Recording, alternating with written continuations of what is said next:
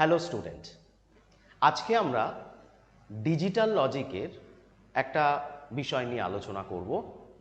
একটা টেবিল থেকে আমরা ইকুয়েশন কিভাবে বের করতে পারি।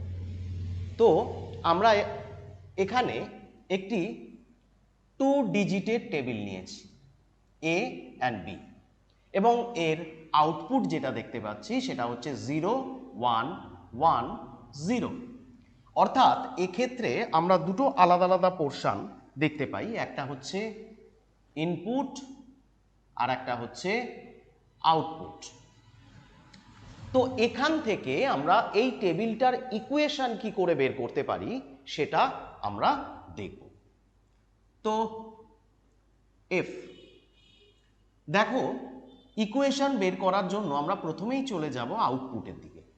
আউটপুটে যদি 0 থাকে সেটা আমরা স্কিপ করে বেরিয়ে যাব, এবং 1 থাকলে কিন্তু আমরা কনসিডার করব। তাহলে প্রথম লাইনে যেহেতু 0 আছে আমরা স্কিপ করে পরের লাইনে চলে আসলাম।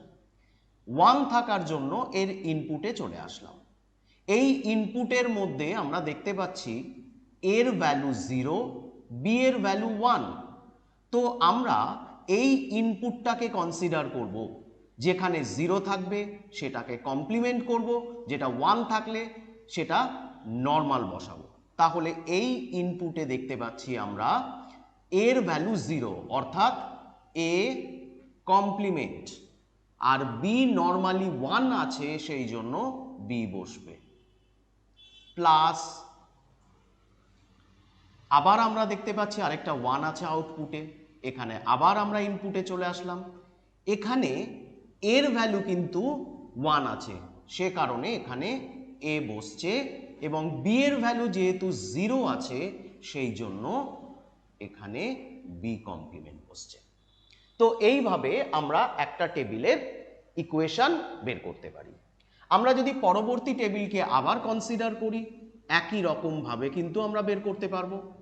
প্রথম ঘরে 1, এর ইনপুট আছে 0 এবং 0, এ এবং বি দুটোই 0, তাহলে A complement B complement, plus কারণ আবার আরেকটা 1 আমরা আউটপুটে দেখতে পাচ্ছি।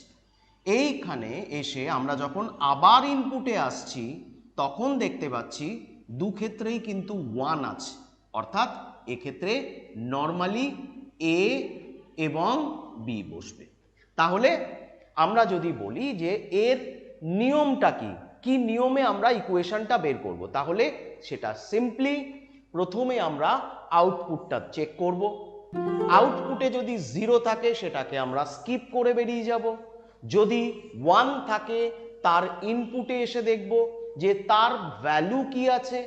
যদি 0 থাকে কোনো ভ্যালু সেক্ষেত্রে সেই ইউনিটটা কমপ্লিমেন্ট হবে, এবং যদি 1 থাকে সেক্ষেত্রে কিন্তু ভ্যালুটা নর্মালি বসে যাবে, অর্থাৎ যদি এ থাকে এই বসে যাবে। তো এইভাবে আমরা ক্যালকুলেট করব, এবং যতগুলো আউটপুটের মধ্যে যতগুলো 1 থাকবে প্লাস করে করে কিন্তু আমরা ততগুলো এখানে বসিয়ে যাব।